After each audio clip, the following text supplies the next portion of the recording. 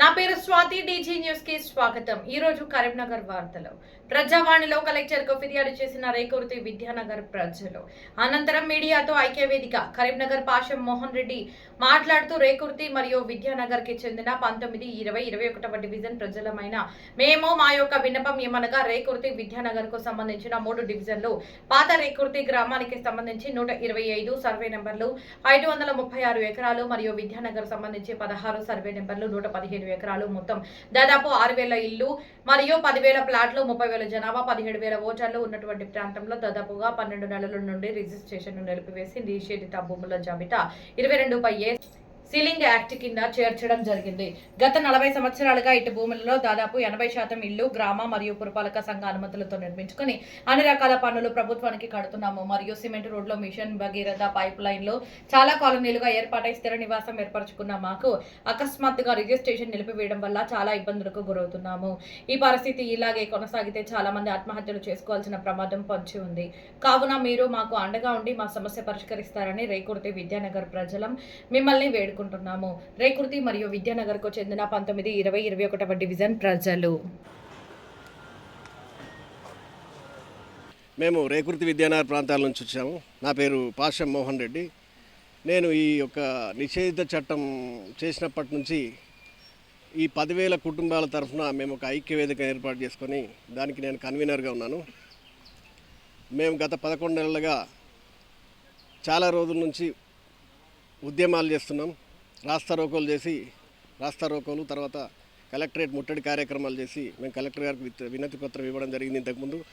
తర్వాత ఈ యొక్క విభాగానికి రెవెన్యూ విభాగానికి మినిస్టర్ అయినటువంటి పొంగులేటి శ్రీనివాసరెడ్డి గారిని కలిసాం.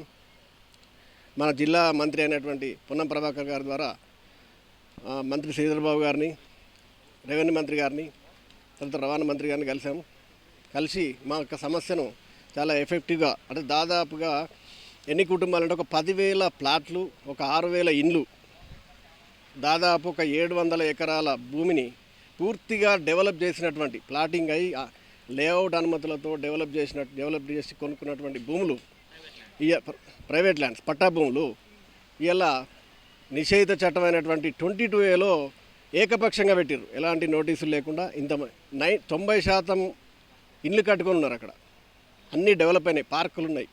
తర్వాత గవర్నమెంట్కి సంబంధించిన అన్ని పిహెచ్ సెంటర్లు కానీ గవర్నమెంట్ విభాగానికి సంబంధించిన అక్కడ అన్ని నిబంధనలతో మేము అక్కడ నివాసం గత 40 సంవత్సరాలుగా ఉంటున్నాం.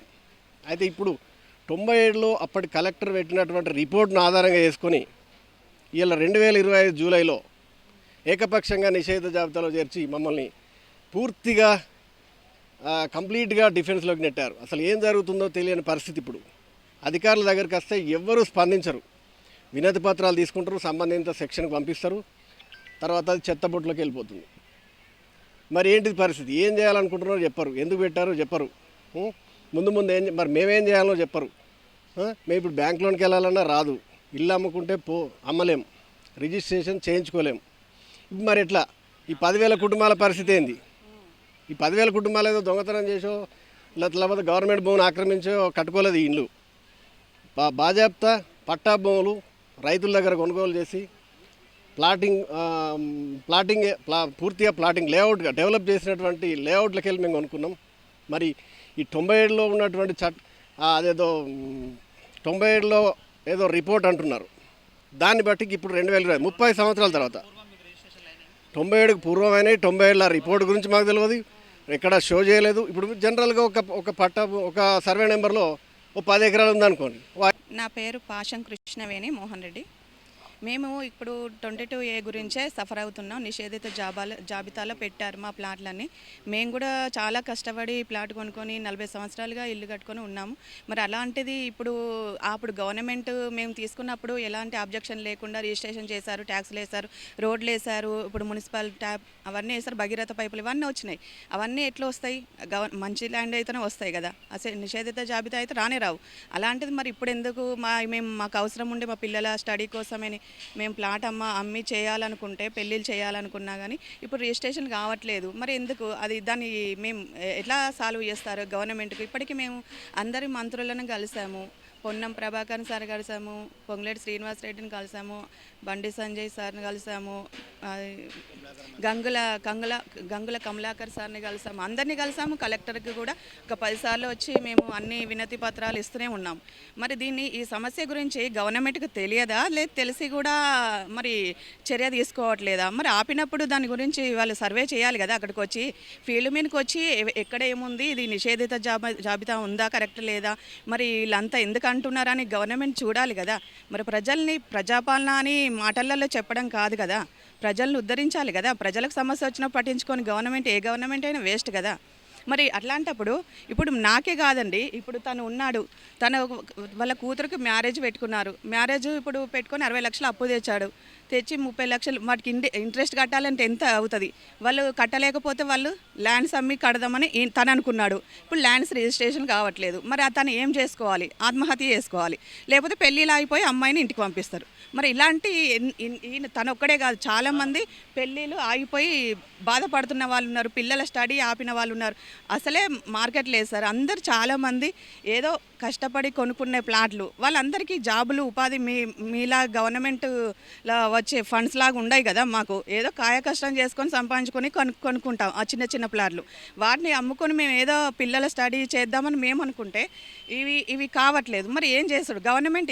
ఏం చర్యలు తీసుకుంటుంది సార్? రేవంత్ రెడ్డి సార్కి ఒకటే విన్నవిస్తున్నాం, ఇది చూస్తూ మీరు సినిమా చూసినట్టు చూస్తున్నారా? అసలు ఏంటి? మేము 10 నెలల నుండి తిరుగుతున్నాము. అసలు మీడియా ద్వారా వచ్చాము, పేపర్ల ద్వారా వచ్చాము, మీటింగ్స్ పెట్టాము, అన్నీ చేస్తున్నాం. మరి ఇక ఆత్మహత్యలు చేసుకోమంటారా? 10,000 కుటుంబం. సార్, నా పేరు బాలరెడ్డి, విద్యానగర్ అండి. మేము గత 20 సంవత్సరాల నుండి అక్కడ ఇల్లు కట్టుకొని ఉన్నాము. మరి ఖాళీ ప్లాట్లు గవర్నమెంట్కి ఎన్నోసార్లు రిజిస్ట్రేషన్ అయిన ప్రతి సందర్భంలో రిజిస్ట్రేషన్ ఫీజు రూపంలో కొన్ని కోట్ల రూపాయల ఆదాయం వచ్చింది. దానికి రోడ్లు వేశారు, మేము ఇళ్ళకు ట్యాక్సీలు కట్టాము, మున్సిపల్లో పర్మిషన్ తీసుకున్నాం. ఆ విధంగా కూడా గవర్నమెంట్ కొన్ని కోట్ల రూపాయల ఆదాయం వచ్చింది. ఈనాడు 20 సంవత్సరాలు 30 సంవత్సరాల తర్వాత ఇది నిషేధిత జాబితా అని పెట్టేస్తే మరి ఇన్ని రోజులు మేము కట్టిన ట్యాక్సీల అర్థమేముంది? అక్కడ ఏమైనా వాస్తవంగా చెప్పాలంటే మేము కొన్నప్పుడు కూడా క్లియర్గా పరిశుద్ధి చేస్తే తీసుకున్నాము. సర్వే నెంబర్ ల్యాండ్స్ అవేమి శిఖం భూములు కావు, చెరువులను ఆక్రమించినవి కావు, కాకపోతే గవర్నమెంటు భూములు కావు. మరి ఎందుకు దుస్థితి మాకు అర్థం కావట్లేదు. మా ముందుకున్న వాళ్ళు మేము మళ్ళీ మార్పిడి జరిగిన ప్రతి సందర్భంలో కొన్ని కోట్ల రూపాయలు రిజిస్ట్రేషన్ ద్వారా కావచ్చు, ట్యాక్స్ల రూపంలో కావచ్చు, నాలా రూపంలో కావచ్చు, మేము కొన్ని కోట్ల రూపాయలు మేము ప్రభుత్వానికి పన్నుల రూపంలో చెల్లించాము. మరి ఇప్పుడు మమ్మల్ని నిషేధిత జాబితాలో చేర్చితే ఇవాళ మేము కొన్న పాపానికి మేము ఎందుకు బలి కావాలి? ఈ కోట్ల రూపాయలు ప్రభుత్వం ఎందుకు తీసుకోవాలి? అలాంటప్పుడు ఆ డబ్బులను మాకు రిఫండ్ చేయండి. మాకు ఆ ప్లాట్లు నిజంగా అది నిషేధిత భూమి అయినప్పుడు మీరు ఏం చేయాలి? ఇన్ని రోజులు మా ద్వారా కొన్ని కోట్ల రూపాయల ఆదాయం మీరు సమకూరింది కదా, ఆ కోట్ల రూపాయల ఆదాయాన్ని మేము కొన్న నిజంగా మీరు రెక్టిఫై చేయండి. ఫీల్డ్ మీదకి వచ్చి 80% ఇళ్ళు కట్టుకున్న రోజులు రిజిస్ట్రేషన్ వాళ్ళకు ఆలోచన లేదు, మున్సిపల్ వాళ్ళు పర్మిషన్ ఇచ్చినప్పుడు ఆలోచన లేదు, నల్లాలు ఇచ్చినప్పుడు పర్మిషన్ ఇచ్చినప్పుడు లేదు, కరెంట్